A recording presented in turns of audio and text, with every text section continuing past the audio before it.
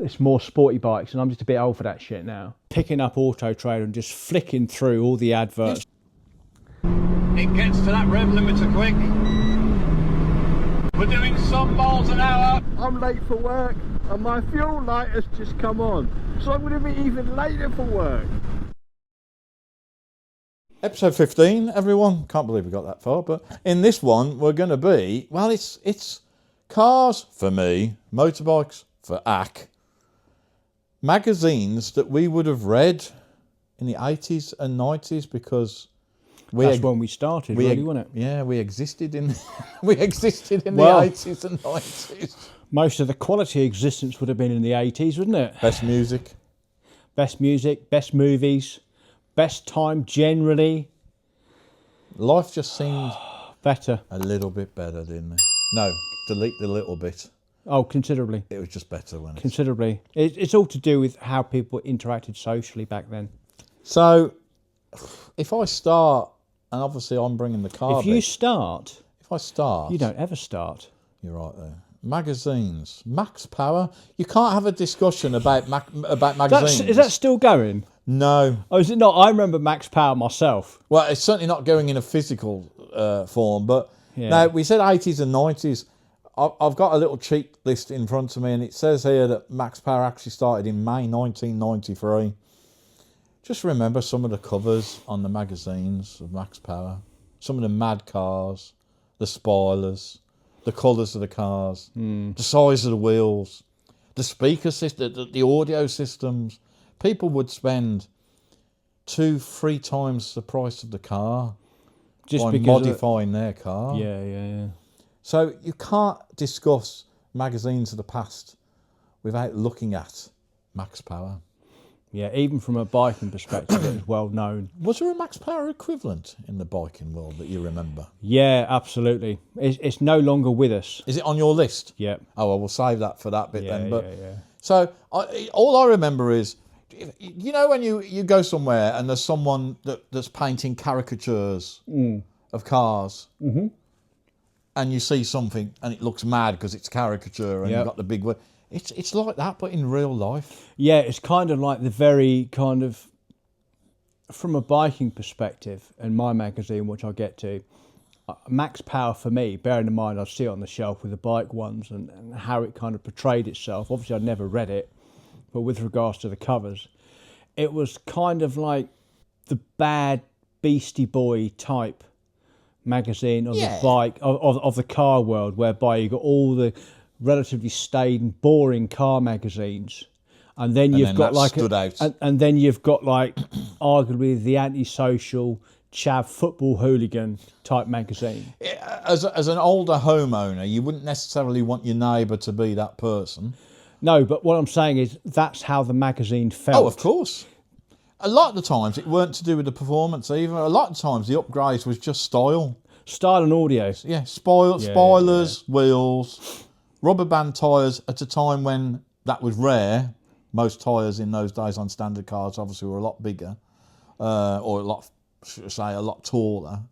And audio, like you say, amplifiers, neon lights, you name it, everything went on Max Power. So you can't start this video without mentioning good old Max Power magazine. So I've got on my little cheat list here, it started in May 93 and it ended up stopping in February 2011.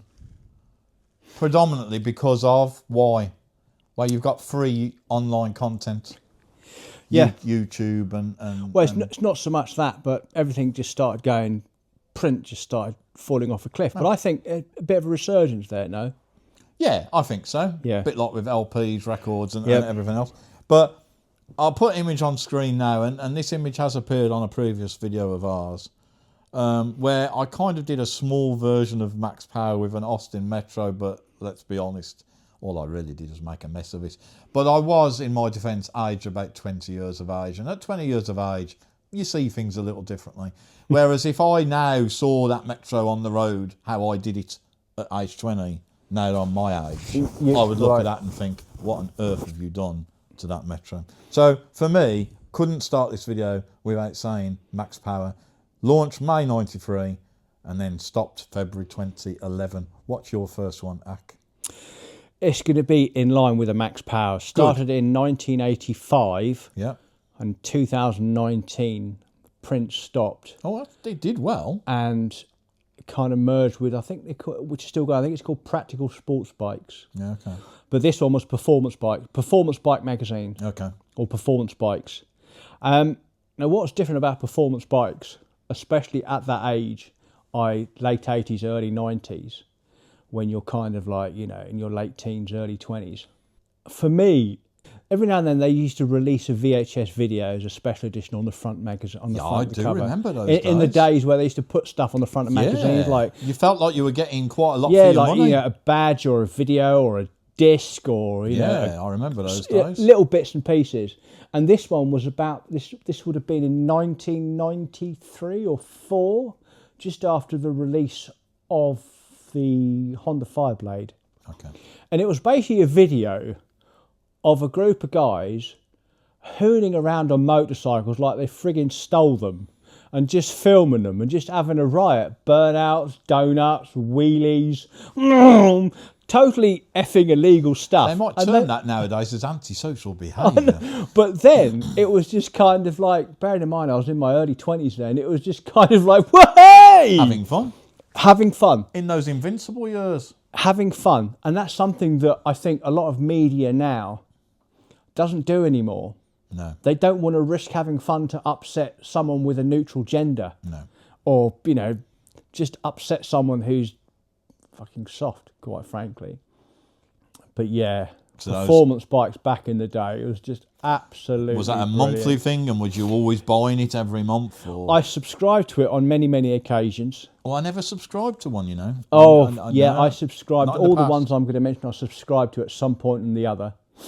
But Performance Bikes magazines, there was a particular writer who I fell in love with because his writing was just utterly hilarious. Yeah.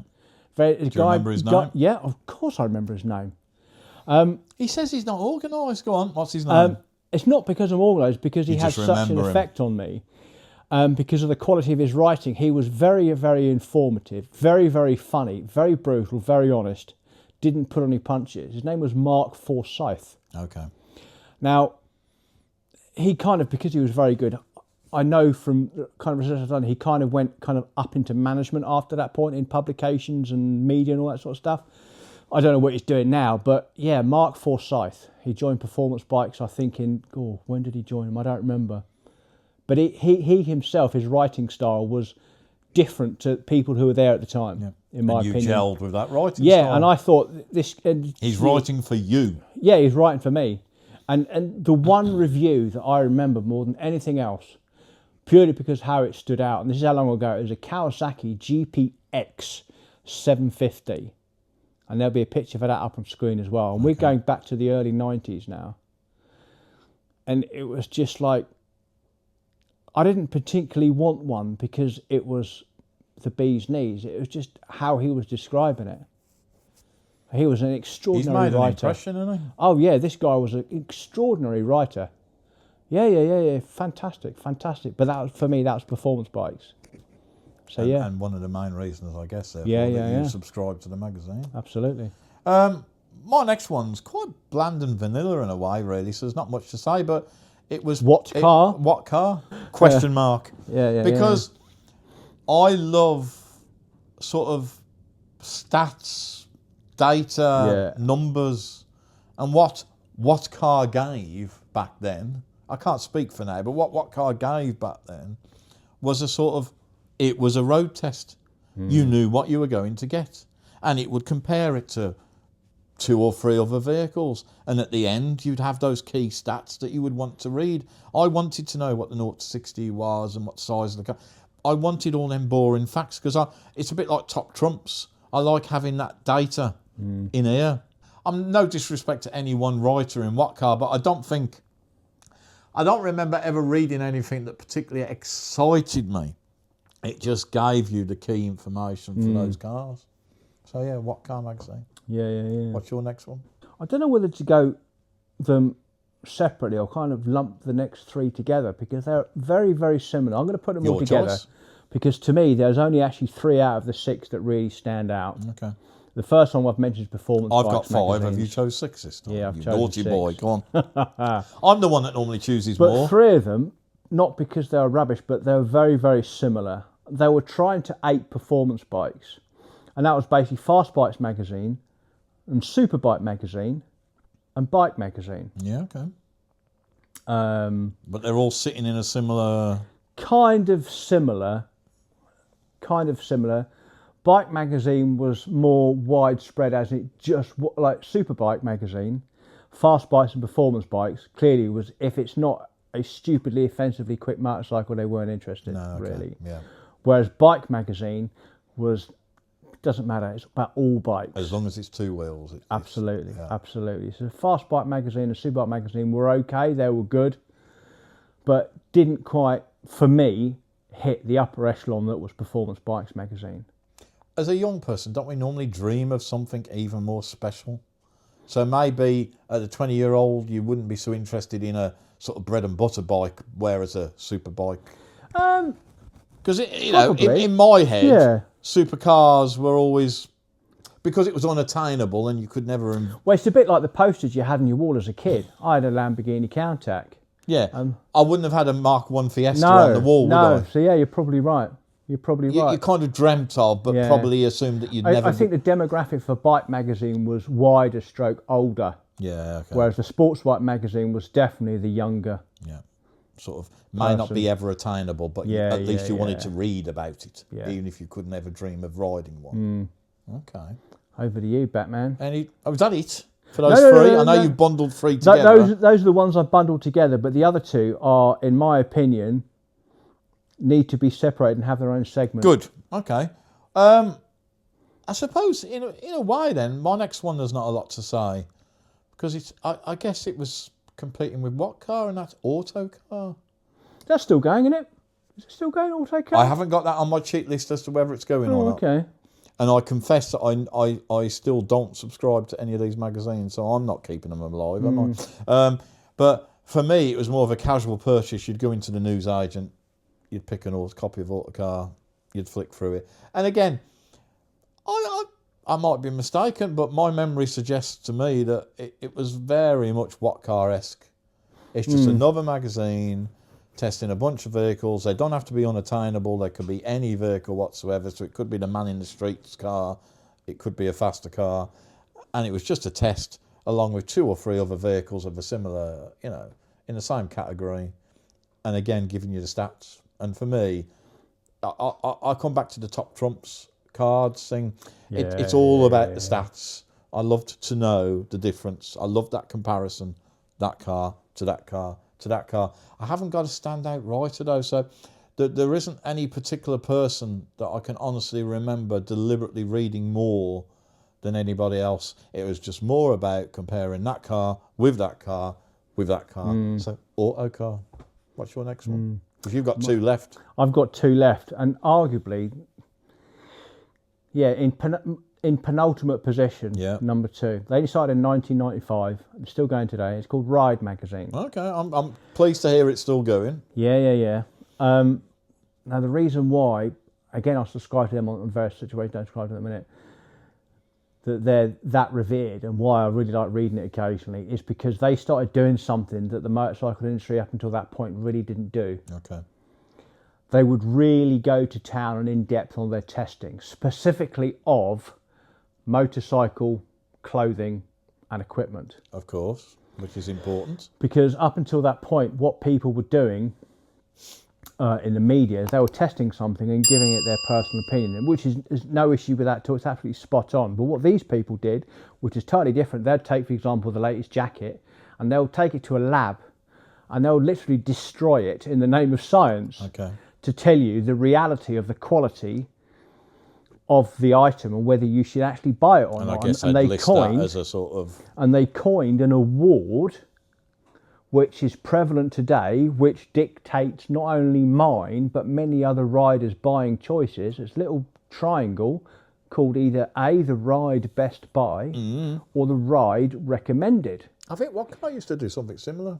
And it wasn't just about the best that money could buy, because some of the stuff that wins is cheap stuff. Yeah, It's relative. it just happened to. It's just relative. Just happened to be the best. Exactly, because sometimes there's some cheaper stuff which is bloody good, as you know. Same with the cardboard, no doubt. Sometimes there's some more expensive stuff which is like really not worth the money. No, you're just paying So for the name. that's why Ride Magazine is still going, because they still take their stuff to the lab and frigging destroy it in the name of science to give you, the consumer, the reality of the quality of that product Without and you whether having you to- should actually spend your hard-earned cash on it. No one else does it the way they do it, even now. It sounds like you relied on these tests. Or should I say, you were confident in.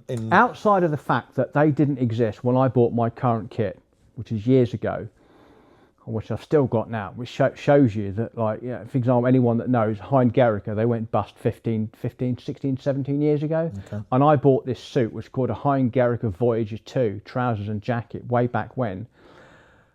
But it cost hundreds and hundreds and hundreds of pounds for the jacket, even back then. And I think I had it for about 4 or 5 years before. I think I probably bought the jacket. I was in my mid to late 30s, I think. So where am I now? At least 20 years ago. Yeah. And yes, it's still quite it's quite cumbersome, and yes, it's quite heavy, because obviously, you know, materials, you know, everything's evolved since then. But it still keeps me dry, still keeps me warm. Still holds its own. Yeah, so it's quality. And worth the money, therefore. Absolutely, absolutely. But the point is, everything that I bought since then, crash helmets, boots, gloves, everything else, if it's not got a ride triangle on it, I will avoid it. Or try and avoid it. Such that you trust rides. Absolutely. Testing. Absolutely. Fantastic magazine. My next one, which even as a bike person I'm guessing you've heard of, is Evo magazine. Yeah, I've heard of them. So, and you've got the Evo Triangle, of course, the famous sort of route that you can take. It's got a few speed cameras now, but you had something called the Evo Triangle, which of course would be road testing roads that they would use. Yeah. What I Reference didn't thing. realise, and it's quite funny because as an older person, I follow this person on YouTube, is it was actually created by a chap in 1998 by the name of Charles Harrison Metcalf. And the reason why I had to read that again is because most of us now would know him as Harry Metcalf. Now, you may have heard of Harry Metcalf, but accent, impression, Is he expression. quite famous in the car media world or something then? So Harry Metcalf, that co-created Evo along with Richard Meaden and John Barker, Harry Metcalf is now very prevalent on YouTube as Harry's Garage, I think it is. He's called Harry's Garage. the same fella? Same fellow. Okay. And the same person that's got Harry's Farm YouTube channel, because Harry Metcalf Harry's Farm, that happens rings a to bell. have a farm not a million miles away in farm terms to Clarkson's farm. In fact, they They're know probably each other friends. very well Yeah, I'm guessing they for would obvious be. reasons, and he's done a couple of videos with Clarkson. Jeremy Clarkson. So yeah, I've been watching Harry's Garage now for a few years, not appreciating that actually he was one of the founders of Evo magazine. Loved Evo magazine. There was definitely a performance element to Evo magazine, and from what I remember reading about Charles Harrison Metcalf or Harry Metcalf, but I think his background, ironically, there was some farming in his background. I can't remember exactly what it is, but he saw a gap in the market for Evo magazine, and that they therefore had a very successful Evo magazine, which eventually, and I've got it again, I'm going to have to look on my cheat list here, they did sell it at some point, and I guess they sold it for some money. He's got a fantastic selection of cars now. Yeah, I bet. So if you watched Harry's Garage, he has actually sold some as well, because you have to make room, I suppose, and you get some money back. He's got a fantastic range of vehicles and motorbikes. Oh. So he would possibly appeal to you as well. I think they tend to be more classic-y motorbikes. So Yeah, it depends yeah, what yeah. you're into. So you have Harry's Garage and you have Harry's Farm, both of which he does videos Nice. every week. But I just failed to appreciate that the guy I watch every week happened to be the co-founder of Evo magazine. Well, I've only got one left, and for me, it's arguably the definitive resource for motorcycling, but it's not a magazine. It's still going, started in 1955, and even the car people would have heard about this. I'm wondering if it's the same one as I've got on mine, but go on. Motorcycle News. Oh, no. Which is now called MCN. MCN. Yeah. Well, Don't Motorcycle they News. sponsor the bike show? Yes. MCN. Okay. Yeah. So Now- they're definitely still going if they're sponsoring the bike show at the NEC. It's a weekly magazine, comes out, and it's just full of reviews, articles. And the thing is, it's not just about, even though bike magazines in recent years have kind of been a bit broader with regards to, before it used to be just bike reviews and the occasional clothing review. Now there's a lot more motorsport, it has been for a few years, and they talk about wider things now in recent years. I'd say the last 10, 15 years, there's more coverage on, what's happening with the transport policy and, issues for road taxes going up. This is going to affect motorcycles. Just more of a broader, more of everything for more people. Basically, yeah. And Motorcycle News, in my opinion, is arguably the definitive source of that for motorcycling. Do you subscribe to that? I have on many occasions. I don't subscribe to anything right now. Yeah, okay. But I was thinking with regards to where I'm going forward, I need to subscribe to all of them again. I'm going to subscribe to Ride, definitely Bike Magazine, Motorcycle News. I don't think I'm going to do fast bikes or super bikes. It's still going because it's more sporty bikes, and I'm just a bit old for that shit now. But no, I need to definitely Motorcycle News, because it is just every week you used to come through the door and it always put a smile on your face, just like reading a paper, because it is a paper. It's a paper. And there's one guy who's been their lead staff writer. I think his name is Michael Neves. And he's been writing for them for as long as I can remember. So that's at least 15 years. And the guy is just absolutely fantastic. He does videos for them. He writes for them. I would arguably so like the say first one, Mark Forsyth. You've gelled with this person. Yeah. It's good when you gel with someone because... And he's known by his nickname, which is Nevesy. Okay. And I just love him when...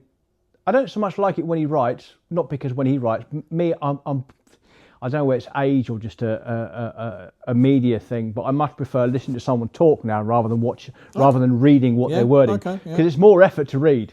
Whereas, but I could sit here you could be listen. doing something else and still listen to what So they're when saying. I listen to Nevesy talk about bikes and how a bike is and how the test went and how the guy is just extraordinarily intelligent when it comes to riding and rating motorcycles.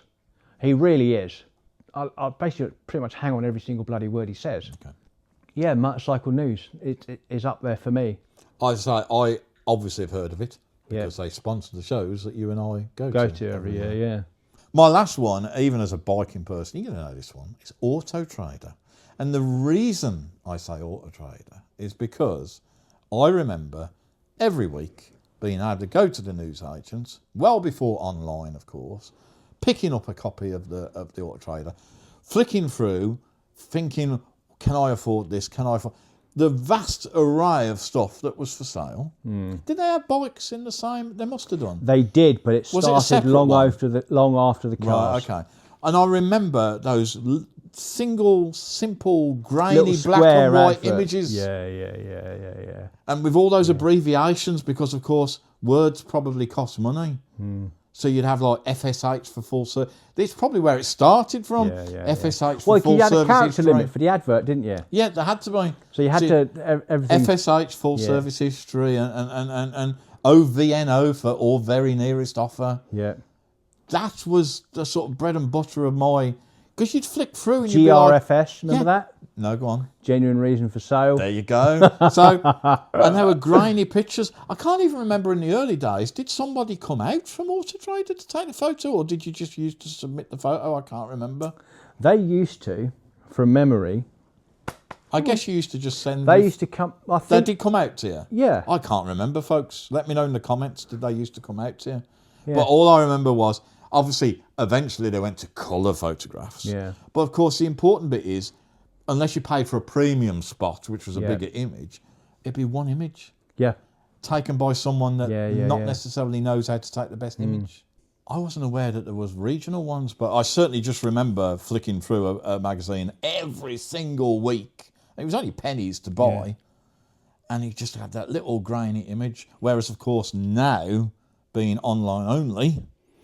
people Oh, you put got in thousands of images. multiple images. And also, because they used to come out, I don't ever remember submitting an image to them back in the day when it was a print magazine. I think they used to come out and take a picture. Okay, I do remember selling my Honda Legend, and I did send them a photograph. And the only reason In the post. I It would have been, well, it would have been, it wouldn't would it? have had to have been Yeah, the post. yeah, yeah. And the only reason I remember is because I took it with a Polaroid camera that Well, the ones spat with the thing- that spat, and I just remember thinking that's a crap image. But there were so many crap images in an Auto Trader magazine. Yeah, Whereas you look now, don't get me wrong. Well, because you think about, that kind of era and the quality of the machines that we had access to take photographs with. Of course. We've got to be Yeah. realistic about what we had at the time. Whereas now, of course, you've got all these images that you can upload, which is great for the user and it's great for Auto Trader because it's nice and simple money for them. But some owners aren't very good at taking pictures photographs. of their No, cars, not at all. are they? There's some really terrible photographs there of are. cars. But for me, Auto Trader, it fascinated But it's me. not really a car magazine per se, though, It is isn't, it? but it fascinated me and it sticks in my mind because you were able to look at it and dream about what you might be able to afford. Yeah, I must admit, even as a bike person, long before they started doing bikes, because back in the earlier days, they'd have cars, maybe the occasional, maybe a page or at the arse end with bikes. Mm-hmm. But obviously, it's completely Yeah, the different bikes now. would have been sort of... Yeah. But even as a non-car person, really, picking up Auto Trader and just flicking through all the adverts just and fascinating just to see kind what of was for like sale. dreaming about shit. And then you'd find something, and then you'd Yeah. frantically look to see what location it was at. Is it realistic? Can I travel to look at it? How honest is the person with what they're putting in there? But I do remember the text being so small that you had to use abbreviations because you'd never be able to put everything on it, do you? So for me, no, it's not a magazine strictly speaking, but as a memory of something that I would religiously buy every week and look through, it had to be Auto Trade. Yeah. That's Agreed. good. That's good, Dan. I like that. We'll leave that there, I think, everyone. But thanks for watching, and Yeah. try and stick with us and try and See consider you on the next one. hitting the like button and subscribing. And as Hack says, If you're feeling brave. if you're really brave, see you on the next one.